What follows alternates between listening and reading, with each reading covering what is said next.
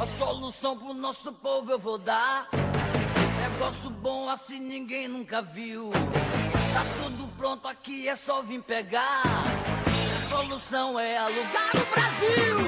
Olá galerinha do Pincelada do Saber, estamos aqui novamente para continuar a nossa videoaula sobre o nosso querido e amiguíssimo Platão. Vamos falar um pouco sobre o que o Platão diz, sobre como que é a filosofia do Platão, o que ele traz para nós, que seria interessante de nós observarmos. Vamos lá apenas para uma curiosidade. Platão, ele tenta colocar a teoria dele em prática. Ele vai para Siracusa, na Itália, onde o príncipe é amigo dele, e ele tenta implementar a Politeia. O que é a Politeia? Cidade perfeita. A ideia da cidade perfeita, ou a República de Platão.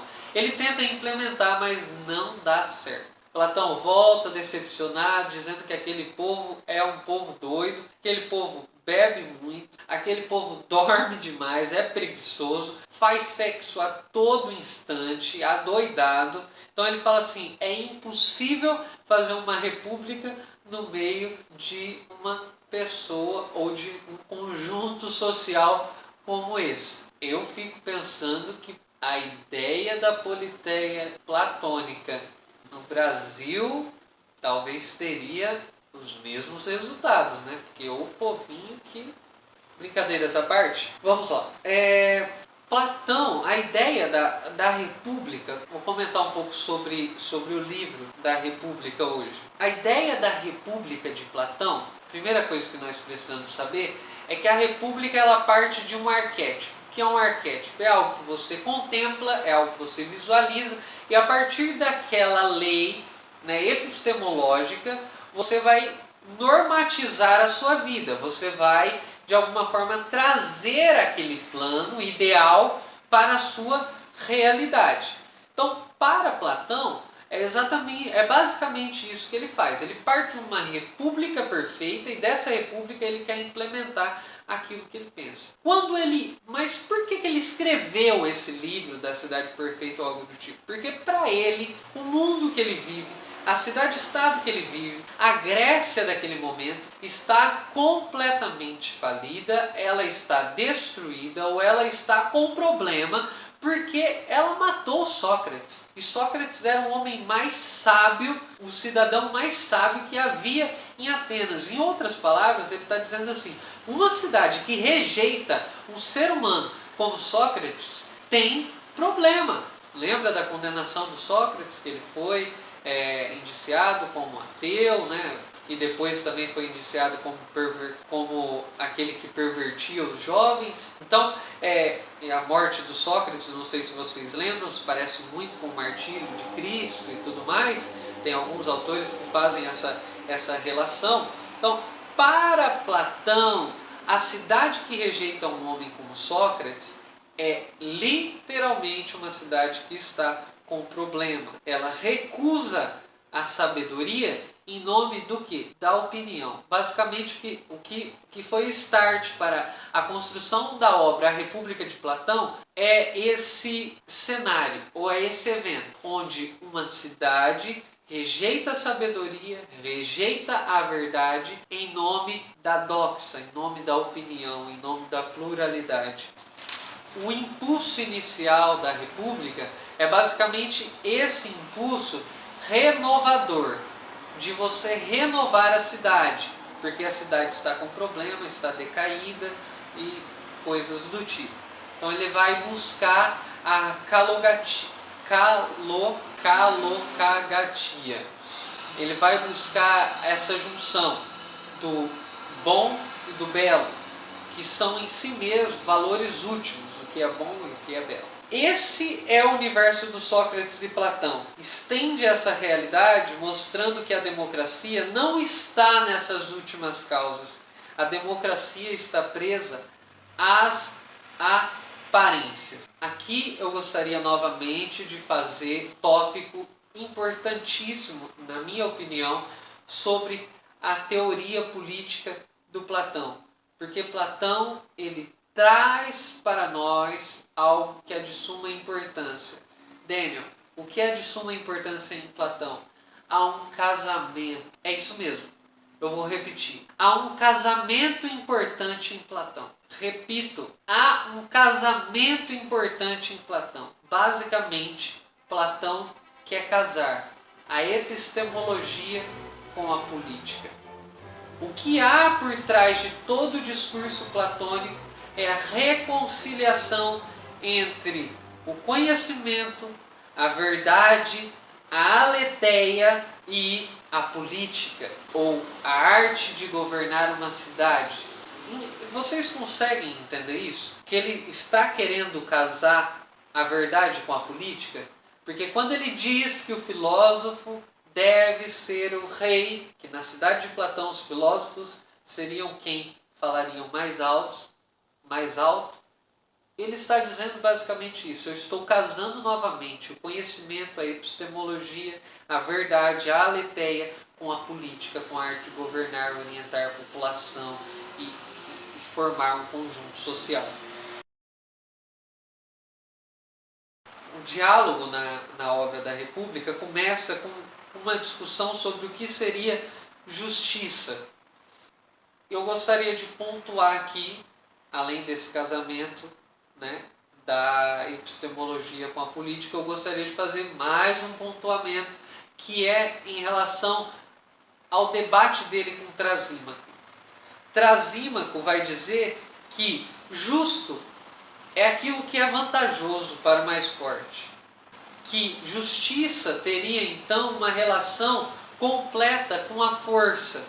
Justiça seria aquilo que seria vantajoso para o governante. E aí Platão vai dizer completamente o contrário. Porque Platão vai dizer assim, você não está trabalhando o princípio, você não está trabalhando normatividade, você não, em outras palavras, você não está trabalhando com o dever ser, você está trabalhando com aquilo que é.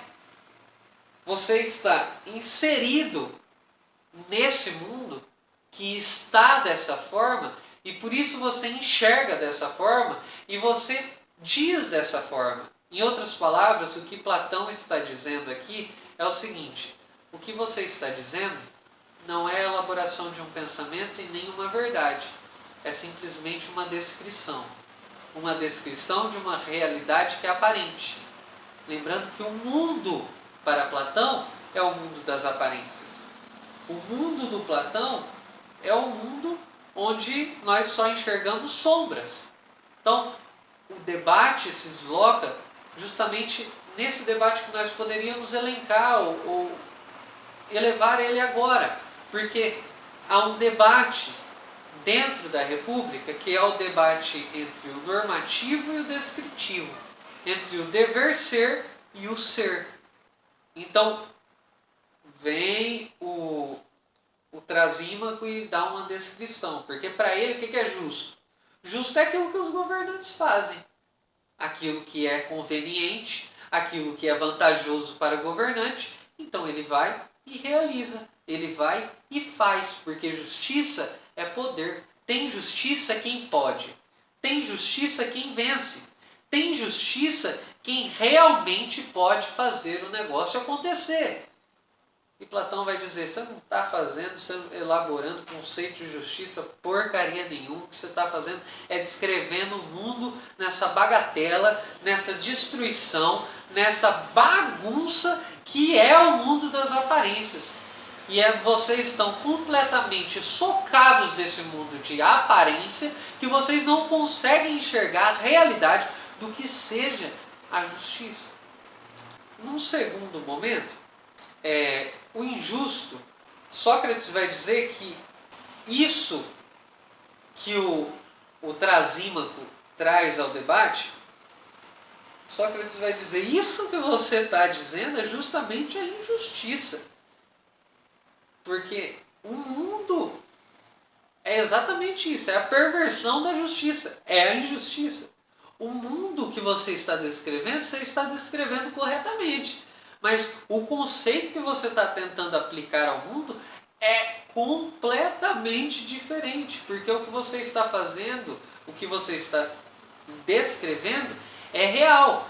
Mas isso é justamente o inverso do que é justiça. Isso é injustiça, onde o mais forte pisa no mais fraco, onde o mais forte humilha o mais fraco, onde o mais forte comete injustiça pela força. Isso é injustiça, não é justiça trazível.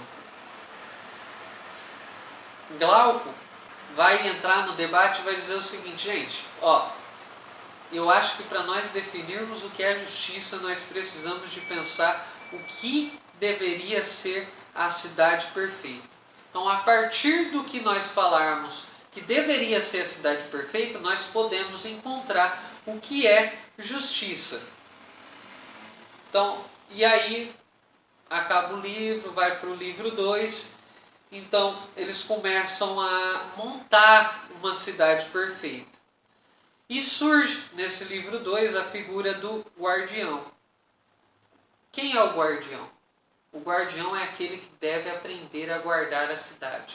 O guardião é aquele que deve proteger a cidade. Proteger a cidade de quê? Proteger a cidade de quem? Proteger a cidade do poeta. Essa imagem do poeta em Platão é interessante porque Platão é avesso, ao poeta. Ele vai dizer que o poeta embaralha seus sentidos, ele chama os poetas de profissionais da mentira, ele diz que eles fazem a mimesis, que é a arte de copiar, reproduzir o falso, ou seja, um teatro para Platão é basicamente a cópia da cópia, porque o mundo ao qual nós vivemos já é a aparência, já é a cópia do mundo das ideias. Quando o artista interpreta esse mundo que já é a aparência, ou seja, ele está fazendo a aparência da aparência, e isso nós estamos ficando mais longe da verdade e do mundo das essências. Então, o poeta na cidade de Platão não tem vez, o artista na cidade de Platão não tem vez, porque ele é a cópia da cópia. Eles deveriam ser expulsos da cidade, porque eles divertem e tiram o foco da realidade. Em outras palavras, na cidade de Platão deveria ser guardado o bom e o belo. Tudo que vir além do bom e do belo deve ser excluído. Platão, ele é neurótico em relação ao bom e ao belo. A persuasão, a arte de surpreender, de persuadir, de ludibriar, de convencer, é um roubo. Os sofistas são ladrões de opiniões. Não estão preocupados com a verdade, eles estão preocupados em votos. Eles estão preocupados na maioria. Eles estão preocupados em convencer, em persuadir, em ludibriar, se for necessário, por interesses particulares, e não por uma verdade ampla, absoluta. Então ele constrói a imagem dos guardiões. Ele vai dizer, os guardiões não são a maioria, mas sim uma ínfima parte de pessoas. Porque na cidade de Platão e no mundo de Platão, o bom, o belo, a verdade é difícil. Não é algo que se dá instantaneamente. Exige um certo tipo de recusa, exige um certo tipo de busca, existe um certo tipo de esforço. O mundo da democracia é o mundo do nivelamento. O mundo do Platão não. É o mundo onde o filósofo, aquele que alcança a episteme, deve governar. Em outras palavras, o que Platão faz é basicamente uma reconciliação entre saber e poder. Lembra da junção epistemologia e política? No plano das ideias. O princípio da justiça, portanto, na República de Platão, é o princípio da distribuição de afazeres. Platão é contra essa ideia de aleatoriedade, porque a aleatoriedade traz imprevisão, traz novidade, traz insegurança, traz incerteza. Platão é contra isso. Para ele, O governante deve ser o sábio. Para ele, há um lugar específico onde as pessoas devem estar. O governo justo é aquele que consegue encaixar cada pessoa em seu lugar. Porque para Platão, a lógica de Platão é a lógica da revelação, é a lógica do tirar o véu, é a lógica onde o filósofo tirou o véu, teve encontro com a verdade, encontrou-se com o sol, conseguiu ver além das sombras, conseguiu enxergar a verdade, conseguiu ter acesso ao bom e ao belo. E é por isso que esse filósofo não deve ser ninguém menos do que o rei e o governante da cidade, porque ele contemplou as essências, ele é capaz de voltar e puxar os seus irmãos desse ninho, desse lamaçal, desse mundo de sombras, dessa caverna sombria, porque ele tem acesso à verdade absoluta. É por isso que ele deve estar acima, é por isso que ele deve estar em uma hierarquia acima do que o senso comum. Porque o senso comum em Platão é descrédito, o senso comum em Platão é renunciado, o senso comum em Platão é aparente, o senso comum em Platão é ludibriado, o senso comum em Platão é o campo da maioria, o senso comum em Platão é o mundo da doxa, o senso comum em Platão é o mundo da ágora, o senso comum em Platão é o mundo dos sofistas, o senso comum em Platão é o mundo dos poetas, das ilusões, das cópias. O senso comum em Platão é um mundo vazio de essência, de verdade, do belo, do bom, daquilo que é absoluto e daquilo que é o que realmente importa. É basicamente isso que eu gostaria de falar sobre Platão nesse pequeno vídeo. Agradeço a atenção de vocês. Espero que vocês compartilhem, que vocês curtam, que vocês comentem. Estamos aí para isso. Qualquer coisa, estamos lá na página do Pincelado Saber. Não esqueça de visitar, ver os nossos vídeos, acompanhe nosso canal. Você sempre é bem-vindo e até a próxima. Tchau! A solução pro nosso povo eu vou dar.